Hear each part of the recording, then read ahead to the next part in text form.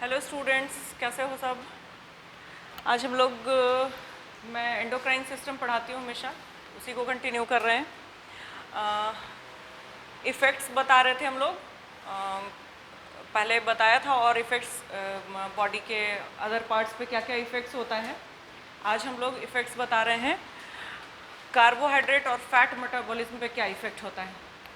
तो इसमें दो वर्ड आया, कार्बोहाइड्रेट और फैट। तो मेटाबॉलिज्म पे क्या इफेक्ट है और कार्बोहाइड्रेट पे क्या इफेक्ट है। कार्बोहाइड्रेट पे ग्रोथ हार्मोन का इफेक्ट क्या हुआ, तो इसमें ग्रोथ हार्मोन जो है वो डायबिटोजेनिक होता है। डायबिटोजेनिक क्या हुआ, मतलब कि डायबिटीज़ प्रोड्यूस करेगा। डायबिटीज़ क्या होता है, शुगर का लेवल बॉडी में बढ़ जाता है। बॉडी में मतलब ब्लड स्ट्रीम में।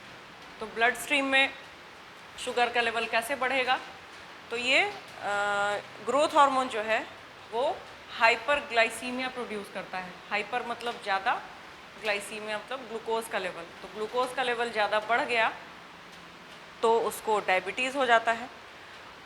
ये हाइपरग्लाइसीमिया करता कैसे है, बॉडी में इंसुलिन का एक पर्टिकुलर काम होता है। वो क्या करता है, सारे जो ब्लड स्ट्रीम है उसमें से ग्लूकोज का अपटेक करता है।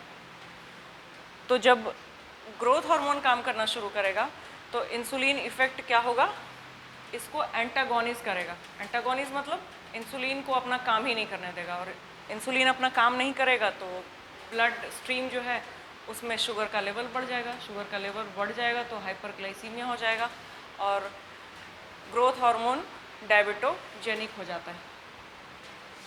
दूसरा है मेटाबॉलिज्म। मेटाबॉलिज्म पे क्या क्या इफेक्ट डालता है ग्रोथ हार्मोन, तो इसका हम पहले भी बताए हैं, कैटाबॉलिक और एनाबॉलिक इफेक्ट।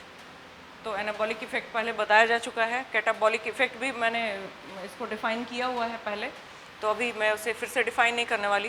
कैटाबॉलिक इफेक्ट होता है बॉडी पे, मेटाबॉलिज्म पे, सॉरी, मेटाबॉलिज्म पे ग्रोथ हार्मोन का कैटाबॉलिक इफेक्ट होता है। कैसे, ये क्या करता है, मोबिलाइजेशन फैट का जो होता है, एडिपोज टिश्यू से फैट निकला और फैट का जो मोबिलाइजेशन होता है उसको ये क्या करता है, ग्रोथ हार्मोन बढ़ा देता है, इंक्रीज कर देता है। और फैट का कैटाबॉलिक इफेक्ट क्या हुआ, ब्रेकिंग डाउन।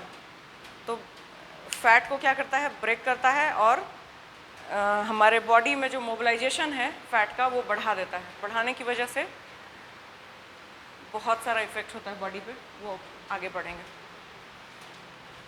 नेक्स्ट है हमारा इफ़ेक्ट ऑन किडनी। किडनी पे भी इसका इफ़ेक्ट है। किडनी पे क्या क्या इफ़ेक्ट है ये हम लोग अभी बताएंगे।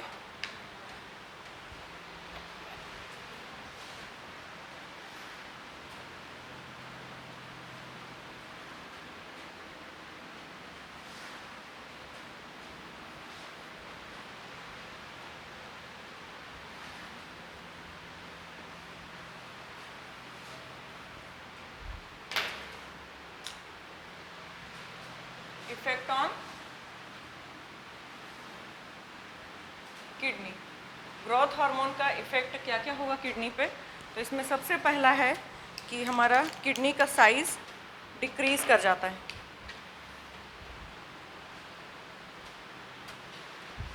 किडनी का साइज डिक्रीज करेगा, तो पहला हो गया डिक्रीजेस साइज ऑफ किडनी। दूसरा है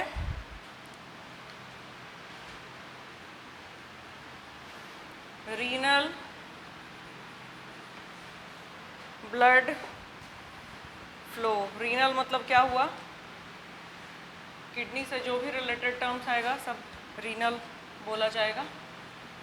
ये डिक्रीजेस। उसके बाद थर्ड होगा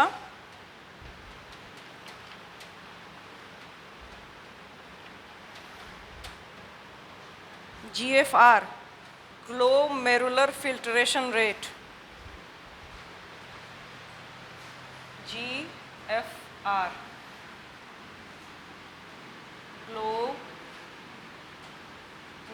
लो।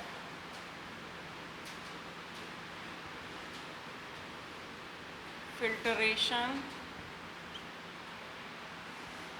रेट इसको क्या करेगा, डिक्रीज करेगा।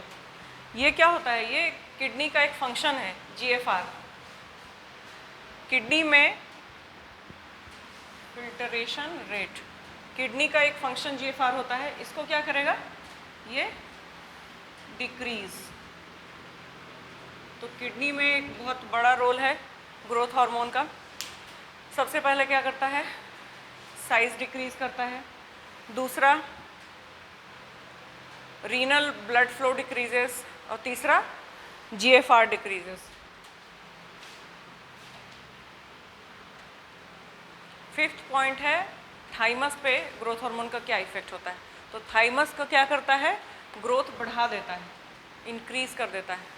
उसके बाद नेक्स्ट 6 पॉइंट है मिल्क प्रोडक्शन। मिल्क प्रोडक्शन को भी क्या करता है, इंक्रीज कर देता है। जो भी लैक्टेटिंग एनिमल्स होते हैं, जो भी एनिमल्स में जो लैक्टेटिंग होते हैं उसमें मिल्क प्रोडक्शन बढ़ा देता है। और विमेन, इन विमेन ऑल्सो, विमेन में भी लैक्टेटिंग क्वालिटी होती है, उसको भी ग्रोथ हार्मोन बढ़ा देता है। अब नेक्स्ट पढ़ेंगे applied action of growth hormone. Applied action में क्या क्या आएगा, तो पहले समझ लेते हैं थोड़ा। अप्लाइड एक्शन में उसका क्या बैड इफेक्ट होगा, बैड इफेक्ट होगा तो क्या क्या बॉडी पे उसका असर पड़ेगा, ये सब पढ़ेंगे। कुछ इंक्रीज कर देता है, कुछ चीज़ डिक्रीज कर देता है, तो ये सब उसमें अप्लाइड एक्शन में पढ़ेंगे।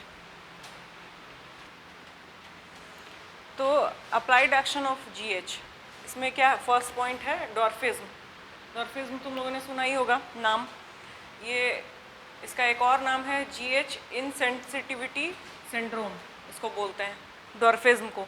इसमें क्या होता है, एप्रोप्रिएट ग्रोथ जितना बॉडी का होना चाहिए और जितना मेटाबॉलिक रिस्पॉन्स होना चाहिए ग्रोथ हार्मोन के अगेंस्ट, उतना रिस्पॉन्स नहीं हो पाता है, और एब्सेंस होता है जितना ग्रोथ होना चाहिए। तो उसकी वजह से क्या होता है कि डॉर्फिज्म मतलब हाइट जितनी होनी चाहिए, जितना ग्रो करना चाहिए उतना ग्रो नहीं कर पाते हैं और हाइट शॉर्ट हो जाती है। दूसरा है जिजेंटिज्म, डॉर्फिज्म का जस्ट उल्टा जिजेंटिज्म। इसमें क्या होता है कि ओवर प्रोडक्शन हो जाता है ग्रोथ हार्मोन का ड्यूरिंग एडोलेसेंस। एडोलेसेंस स्टेज क्या हुआ, इसमें जब ग्रोइंग एज रहता है उसको एडोलेसेंस बोला जाता है। इसमें क्या होता है, एपिफाइसिस जो होता है बोन का, वहाँ से ग्रोइंग बोन का होता है, वो जो एपिफाइसिस क्लोजर होना चाहिए उससे पहले ही इतना ज़्यादा प्रोडक्शन हो जाता है ग्रोथ हार्मोन का। उससे क्या हो जाता है, लॉन्ग बोन जो है उसका एक्सेसिव ग्रोथ हो जाता है। एक्सेसिव ग्रोथ होने की वजह से क्या होगा कि हाइट जो नॉर्मल होती है 5 या 6 फीट, वो हाइट चली जाती है 8 फीट तक। तो इसको बोलते हैं जिजेंटिज्म। नेक्स्ट है एक्रोमीगली। नेक्स्ट पॉइंट है एक्रोमीगली। एक्रोमीगली में क्या होता है, जो एंटीरियर पिट्यूटरी का एक एसिडोफिलिक सेल ट्यूमर होता है, उसमें क्या होता है, ये एक्सेसिव सेक्रेशन करता है ग्रोथ हार्मोन का ड्यूरिंग एडल्टहुड। एडल्टहुड मतलब जब ग्रोइंग स्टेज ख़त्म, ग्रोथ हो चुका होता है, उसमें क्या करता है, excessive secretion of GH, growth hormone का सिक्रेशन उस टाइम बहुत ज़्यादा कर दिया हुआ होता है, उसकी वजह से एक्रोमीगली हो जाती है। तो ये हमारा यहाँ पे ख़त्म होता है।